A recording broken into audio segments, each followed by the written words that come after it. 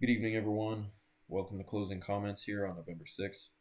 Let's jump right into our charts and see what happened across the markets today. First up, we got our December live cattle on the board. More downside here across the live cattle markets today. Prices opening lower. We did see a brief rally early today, but the upside was contained to 222.82, high of the day on this December contract.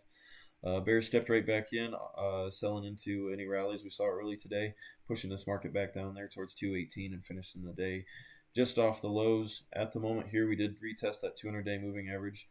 We're going to have to wait and see how the bulls want to settle up tomorrow for the week. If they are gonna have a spot to fight back, this is gonna be it at long-term support here at the 200. However, the bears are rolling. This market continues to look heavy, and continued offers down there below 218 should see this thing take another step lower. So expect to see the bears keep on fighting, try and finish this week down here near the lows or making new lows. So continue to remain defensive and cautious here as the downside should continue, and close out the week near the lows. January feeders seeing some more volatility here as well. We did see this market open lower.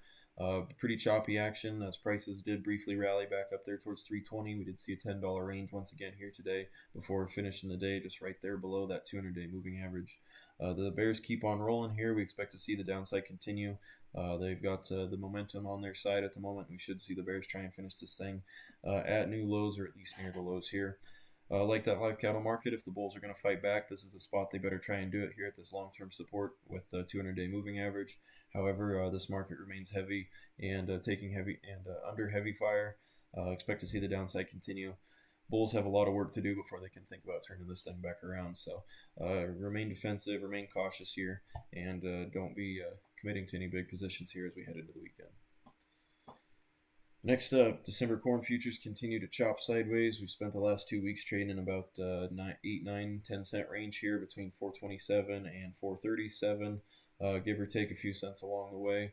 If we look here on intraday charts, we can see this thing has been just pretty choppy and sideways over the last 2 weeks. Pretty equal distribution over the last 2 weeks, so expect to see this chop continue. Price seems pretty comfortable here in this 426 to 427. The range lows up here towards 436 to 437. Expect the choppy action to continue here. We do have these rising moving averages coming up into the area, so if the bulls want to try and support this thing, finish the week on the highs, they could try and take some of that momentum into next week, but we'll just have to wait and see how this market finishes up tomorrow. Expect to see this sticky, choppy action to continue. Crude oil prices with a little bit of downside here today. Most of the action was coming during the early part of the day before rallying into the close, finishing the day right there around 59.5.